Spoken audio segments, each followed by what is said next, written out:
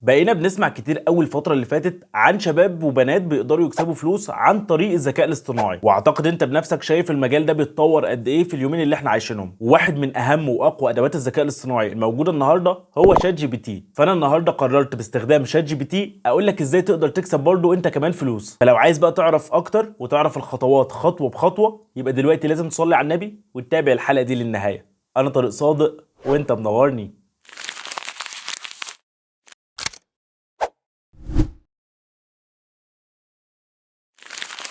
السلام عليكم ورحمة الله وبركاته، أهلا بكم في فيديو جديد. معاكم طارق صادق. بفكركم إن احنا في القناة بنقدم لك محتوى مفيد بشكل بسيط وخالي من كل الكلاكيع، فما تبخلش عليا باللايك الحلو بتاعك وكمان السبسكرايب. ويلا بينا يا صديقي على طول ندخل في موضوعنا.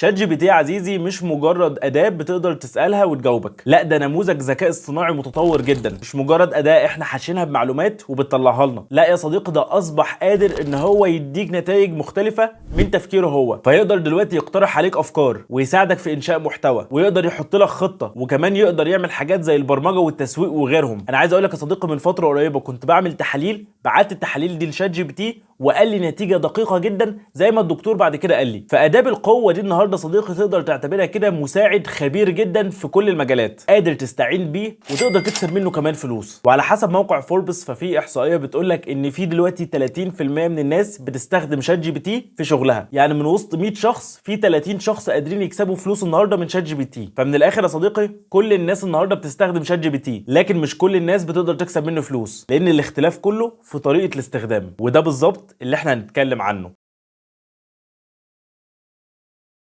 تعالى بقى يا صديقي اخدك كده من ايدك واقول لك على اكتر من مجال تقدر تستخدم فيه شات جي بي تي وتكسب بيه فلوس. وانت لما تبدا تشوف المجالات دي وازاي بنستخدم شات جي بي تي فيه عشان نكسب منه فلوس، انت لوحدك كده هتلاقي عندك الاف الافكار، وهتلاقي عندك مجالات تانية ممكن ما نذكرهاش النهارده انت بقيت عارف ازاي تستخدمها وتطلع منها فلوس باستخدام الذكاء الاصطناعي.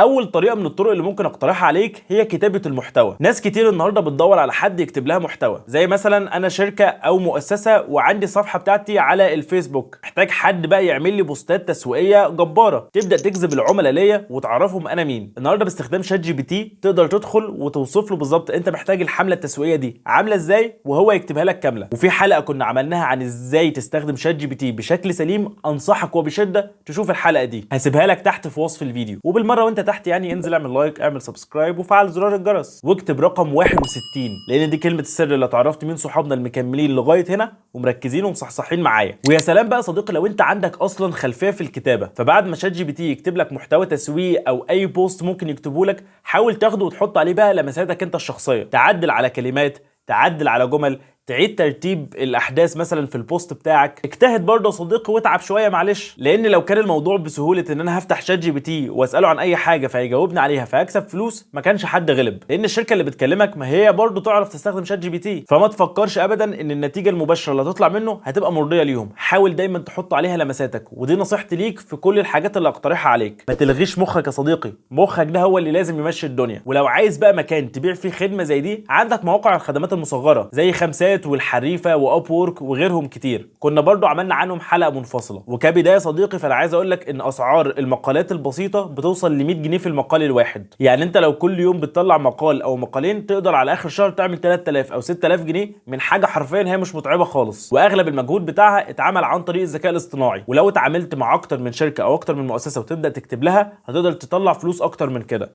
تاني اقتراح ممكن تكون الكورسات او الكتب الرقميه. وانا في الكليه صديقي كان ليا دكتور عمل الكتاب بتاعه بشكل كامل عن طريق الذكاء الاصطناعي، وعايز اقول لك ان هو ما اعلنش عن الموضوع ده غير في اخر يوم لينا في الترم، وكلنا انبهرنا واتصدمنا ان الكتاب ده اللي عمله شات جي بي تي. وانا بكلمك ان الكلام ده من سنه ولا اتنين، يعني شات جي بي تي اصلا ما كانش بمستوى الذكاء بتاع النهارده. فالنهارده نفس الدكتور لو طلب منه نفس الطلب هيطلع له محتوى اقوى بكتير. فانت ممكن مثلا تكون النهارده حد فاهم شويه في التسويق الالكتروني، فتدخل على شات جي بي تي وتشارك معاه 10 افكار في التسويق وتطلب منه ان هو يجمعها لك ويعملها لك في كتاب، وتقول له مثلا انك عايز الكتاب ده لا يقل عن 200 صفحه. بعد كده هو يعمل لك الكتاب كل اللي عليك انك تراجعه وبعد كده تبدا تنزله على منصات من بتاعه الكتب الرقميه، او تطلب منه يعمل لك محتوى كورس في حاجه انت تفهمها بس انت مش عارف تجمع الافكار ولا ترتب الكورس ممكن يبقى عامل ازاي، فهو يعمله لك ويظبط لك السكريبت بتاعه وكل حاجه، وانت تاخده تحط عليه التاتشات بتاعتك وتعدل عليه تعديل خفيف، والف مبروك بقى عندك كورس تقدر ترفعه على اي منصه كورسات وتقدر تكسب منه كمان فلوس. وعايز اقول لك ان في ناس كتير النهارده بتعمل كورسات بالشكل ده. اهم حاجه بس يا صديقي في الحوار ده كله تتاكد دايما من المعلومات اللي انت بتشاركها للناس. لو بتشارك حاجه بهدف ان انت عايز تفيد الناس يبقى فعلا لازم تتاكد من المعلومات دي، مش اي حاجه يديها لك تطلع تقدمها للناس، بيبان على فكره. وعشان كده دايما بكلمك عن اهميه العنصر البشري وانك تعدل على اي حاجه تجيلك. وعلى فكره يا صديقي الاقتراح اللي بقترحه عليك ده بتاعت الكتب ولا الكورسات، في شاب هندي بالفعل عمله وقدر يعمل كتاب كامل بشات جي بي تي. ارباح الكتاب ده النهارده تجاوزت ال 2000 دولار، يعني بالمصري انت بتتكلم في مبيعات اكتر من 100,000 جنيه.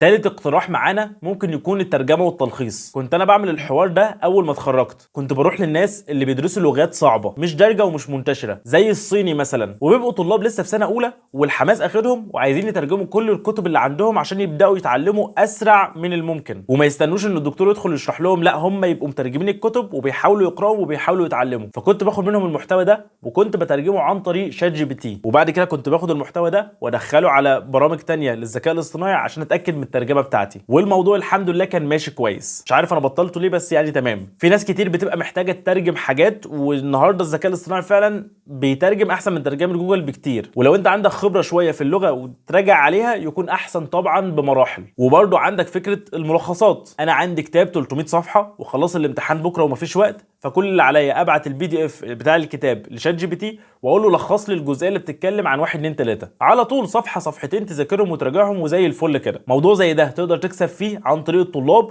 ومواقع بيع الكتب، ويعني حاجات كتير انت لو فكرت هتلاقي الافكار بتجيلك كده يا صديقي. انت اكيد دلوقتي وانت بتسمعني حصل في دماغك فكره او 2 أو 3، حاول تشاركنا الافكار دي تحت في التعليقات، ما تحبسهاش جواك، يعني خلي عندك نيه كده ان انت بتشاركها عشان غيرك يستفيد، فانت ربنا ان شاء الله يبارك لك في الافكار دي.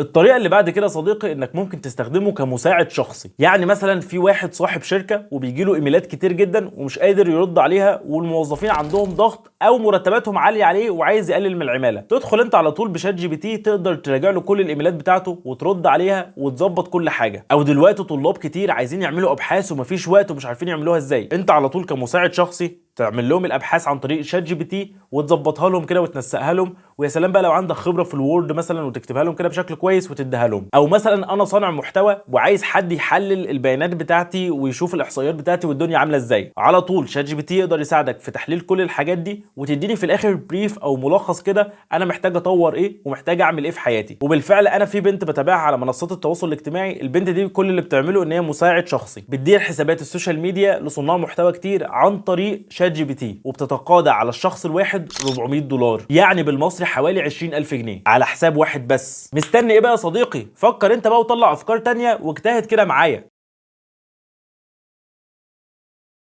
ناس كتير بعد الحلقه دي هتيجي تقول لي يا طارق طب ما كل الناس معاها شات جي بي تي وممكن تستخدمه. هقول لك دي حقيقه، بس مش كل الناس بتقدر تاخد نتيجه كويسه من شات جي بي تي، لان الموضوع مش عشوائي، الموضوع ليه شويه قواعد وقوانين لو التزمت بيها بتاخد نتيجه خارقه للطبيعه، زي انك تكون مفصل في الطلب بتاعك ومحدد فيه وبتطلب حاجه بعينها، ومفصل بعض الشيء لو احتجت الموضوع ده. وطبعا عشان اوفر وقتك ووقت يا صديقي، النصايح دي كلها بتاعت ازاي تاخد افضل نتيجه من شات جي بي تي انا عملتها لك في فيديو كامل هسيبه لك تحت في وصف الفيديو. بفكرك في الاخر يا صديقي ان شات جي بي تي اداه قويه جدا لازم تستغلها صح وتكسب منها، مش مجرد انك بتدخل وتهزر معاه وتضحك وبتضيع وقتك وخلاص. دي اداه قادره ان هي تخليك النهارده تبدا مشروعك الشخصي وبصفر راس مال، فما تضيعش الفرصه بقى زي ما انت لسه مضيعها ولغايه دلوقتي ولا عملت لي لايك ولا عملت سبسكرايب ولا فعلت زرار الجرس. انزل يا صديقي اعملهم، خلينا بقى نوصل 300,000. ولو كملت الحلقه لغايه هنا انزل اكتب لي تمت بحمد الله عشان اعرف مين صحابنا الابطال اللي كملوا الحلقه دي للاخر. وطبعا كالعاده لو عندك اي سؤال او اي استفسار اكتب لي تحت في التعليقات. اتمنى الحلقه دي تكون لطيفه